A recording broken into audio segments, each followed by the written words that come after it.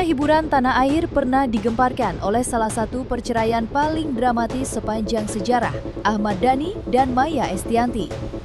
Belasan tahun berlalu, publik mungkin selama ini lebih banyak mengenal sisi ibu yang terzalimi dari sosok Maya. Namun, sang maestro, Ahmad Dhani, rupanya menyimpan bara api yang belum sepenuhnya padam. Tak lagi mau bungkam, Dhani akhirnya menguliti satu demi satu apa yang ia sebut sebagai borok masa lalu sang mantan istri. Mulai dari tudingan perselingkuhan dengan petinggi media, hingga tuduhan laporan palsu, dan drama yang disebut hanya demi kepentingan konten televisi. Apakah ini hanya dendam masa lalu, ataukah sebuah kebenaran yang selama ini tertutup rapat oleh pencitraan? Benarkah ada sosok kuat di balik layar yang selama ini melindungi Maya agar pengakuannya tidak bocor ke publik? Bersiaplah, karena kali ini kita akan mengupas tuntas 5 borok masa lalu Maya Estianty yang dibongkar habis oleh Ahmad Dhani ke publik. Simak fakta-faktanya hanya di sini.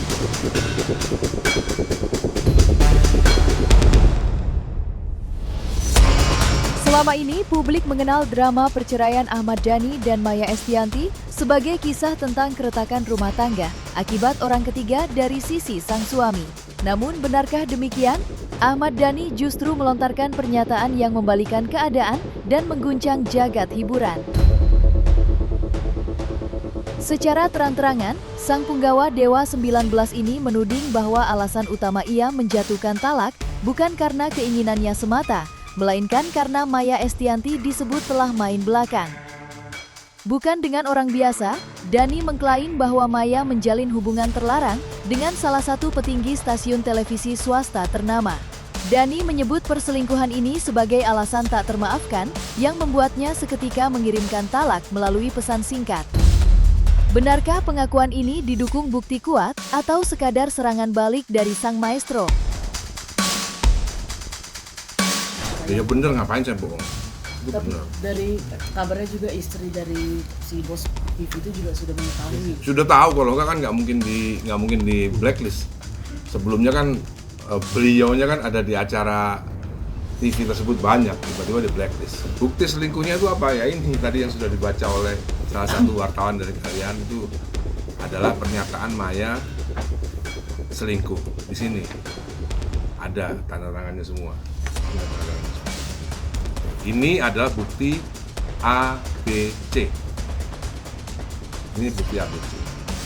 Ada lagi bukti D, E, F, G sampai Z. Ada lagi bukti. Dan bukti ABC ini Al Eldul belum tahu. Tapi yang D, E, F, G sampai Z Al Eldul udah tahu.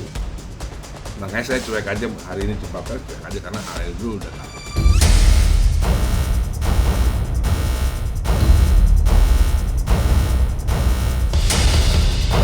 Ahmad Dhani melontarkan klaim yang menggetarkan.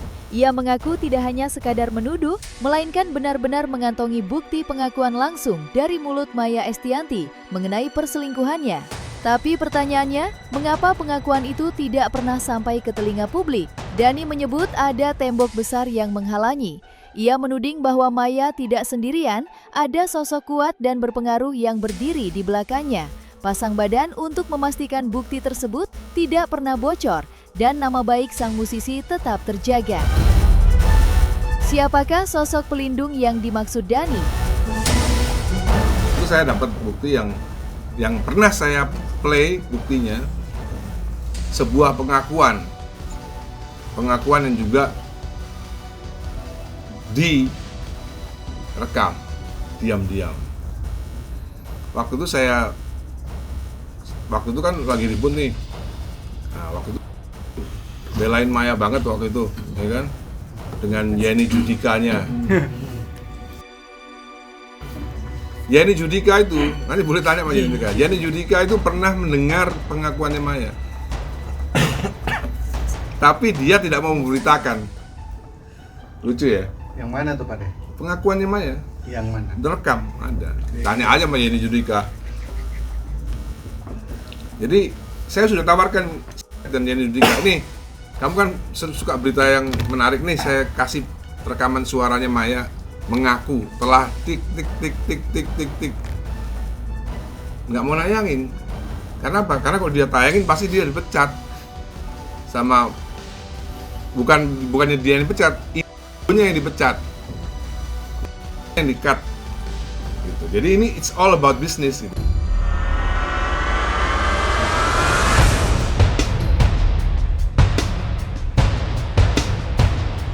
Tahun 2007, publik dibuat geram. Isu kekerasan dalam rumah tangga atau KT menyeruak, menempatkan sosok Ahmad Dhani sebagai musuh publik nomor 1. Maya Estianty melapor ke polisi dan seketika ribuan tajuk berita menghujat sang maestro. Namun bertahun-tahun kemudian, Ahmad Dhani akhirnya meledak. Lewat media sosialnya, ia membongkar apa yang ia sebut sebagai kebohongan terbesar di awal perceraian mereka. Sambil menunjukkan bukti dokumen, Dhani secara terang-terangan menuliskan kalimat menohok. Ini salah satu laporan palsu yang dilakukan oleh Maya Estianty. Dhani mengecam standar ganda media. Saat isu KT berembus, semua kamera menyorot tajam. Namun, ketika bukti yang ia klaim sebagai hoax itu keluar di tahun 2008, Dhani menyebut media tiba-tiba bungkam 1000 bahasa. Apakah laporan KT itu murni sebuah tindakan mencari keadilan, ataukah hanya skenario untuk membangun citra istri yang terzalimi?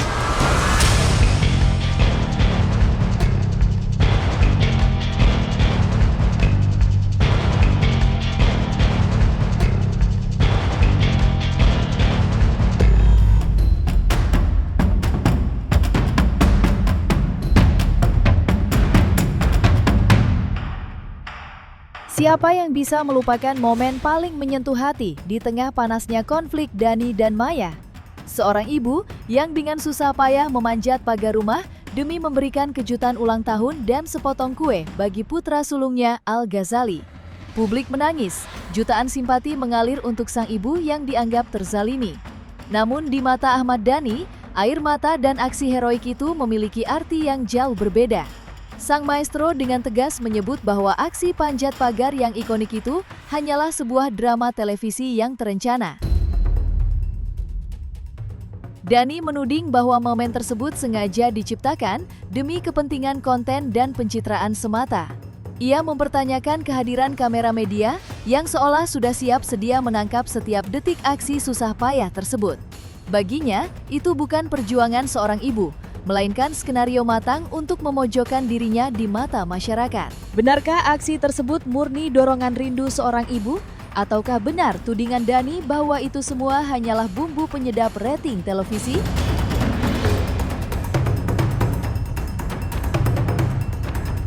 Momen yang nggak bisa terlupakan mungkin sampai seumur hidup, karena itu momen yang sangat sedih tapi bahagia. Itu adalah momen pas tahun 2008. Itu ayah bunda tuh lagi panas-panasnya lah, lagi berantem mulu, terus sampai bunda yang nggak boleh masuk rumah. Tapi kan bunda kan tahu sendiri, bunda kan kayak cowok kan, tomboy. Akhirnya bunda memilih untuk manjat pagar untuk ketemu anak-anak, untuk surprisein ulang tahun aku. Dan situ bunda nggak bawa kue, cuman bawa korek doang. Jadi bukan tipe lilin, tapi itu tipe korek. Dan itu menurut momen yang paling mengharukan dan momen yang paling bahagia juga. Jadi semuanya itu bohong semua. Maya naik pagar, katanya rumah dikunci. Itu memang settingan konten yang dibuat oleh supaya jadi drama. Padahal rumah saya sampai sekarang lo nggak pernah, kan wartawan kan sering. Sampai sekarang masih di rumah saya sering kan nongkrong. Pernah nggak dikunci, digembok rumah saya? Nggak pernah. Seumur-umur nggak pernah. Jadi sengaja emang disuting sama naik pagar supaya susah, nanti ulang tahun pelukan sama Al pakai lilin seolah-olah tidak, itu settingan semua yang dibuat oleh dan beberapa production house yang punya relasi ke TV swasta tersebut. Karena kalau nggak memberitakan yang mereka mau ya dipotong kontraknya, diputus kontraknya sama TV tersebut.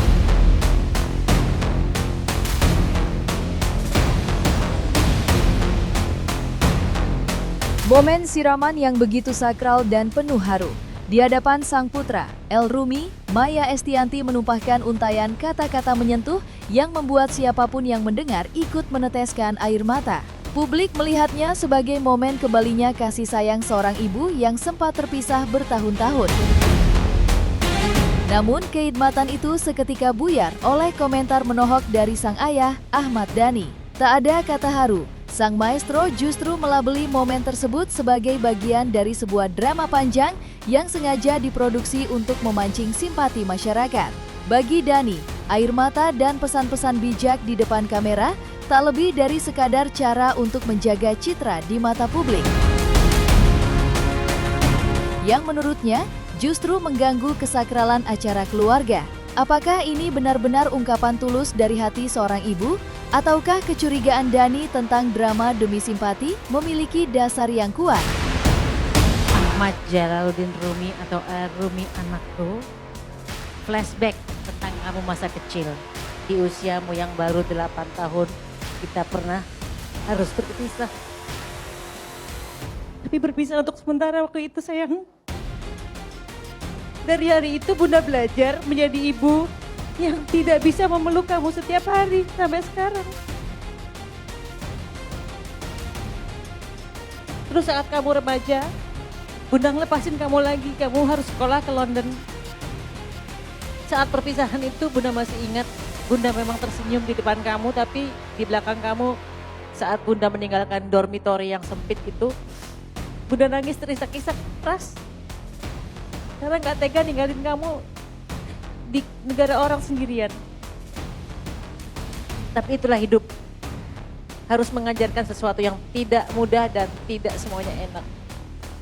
Dan hari ini Bunda duduk lagi di sini melakukan lagi untuk hal yang sama, yaitu melepasmu sekali lagi nak, untuk ketiga kali. Tapi kali ini berbeda. Bunda gak akan kehilangan kamu lagi. Bunda akan menyerahmu, Bunda akan menyerahkanmu kepada Syifa, wanita pujaan hatimu yang kamu pilih menjadi istri selamanya. Ya, karena setiap menikah kan selalu ada drama, ya kan? Kalian ingat waktu siramannya Al kan tidak diliput TV, nggak ada tuh tangis-tangisan. Waktu siramannya Al, waktu Al sungkem sama bundanya, nggak ada tangis-tangisan, nggak ada pidato-pidato yang speech yang mengundang masa lalu itu nggak ada, karena nggak ada TV. Giliran TV tayangin keluar deh semuanya, gitu kan? Itu kan menjadi pertanyaan, kenapa waktu di sungkemannya Al tidak ada speech, kenapa waktu sungkemannya L ada speech yang mengungkit-ungkit masa lalu? Kan saya udah wanti-wanti, jangan mengungkit-ungkit masa lalu lagi. Kenapa? Karena kalau mengungkit saya akan bongkar semuanya. Ya, kalau bisa dibilang sebenarnya kenapa sih kalau nggak mau dibilang salah, ya salah semuanya lah, ya kan? Bundanya salah, saya juga salah. Tapi kan kok ini kan enggak, seolah-olah semuanya salahnya dilimpahkan kepada saya semua. Dia mau buat kesel kan itu. Kalau saya sih, yang kan saya sebenarnya udah males bongkar ini kan sebenarnya males. Tapi karena diungkit-ungkit terus udah 20 tahun, bahkan Maya sudah menikah selama 10 tahun bersama Irfan Muslim, kok masih ungkit-ungkit masa lalu gitu loh. Makanya saya kesel, dan saya udah di podcastnya Densu kan saya sudah wanti-wanti, awas lo ya, jangan diterusin tuh ungkit-ungkit gitu. Ternyata diungkit lagi.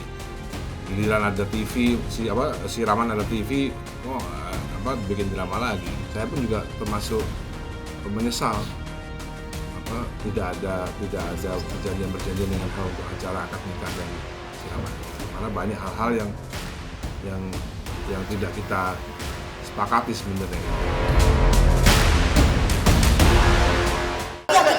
Pasti kita pengen berikan ekspresi mengedepankan estetika. Jelas tadi mendengarkan.